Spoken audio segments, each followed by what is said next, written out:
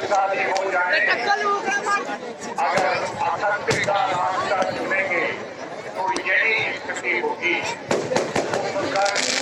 और देशनाथ के मुद्दे चलाए जा चुके हैं और ऐतिहासिक बहुत बहुत धन्यवाद कि 67 सालों से लगातार इस आयोजन में शामिल होकर आपने भी अपना महत्वपूर्ण योगदान दिया। हम एक बात जानते हैं, हमारा नेतृत्व सशक्त होना है और ये दशहरा पवित्र रामलीला महोत्सव और रावण वध का ये जो आयोजन है कुशल नेतृत्व में है। कमल लोबानी जी, कमल लोबानी जी।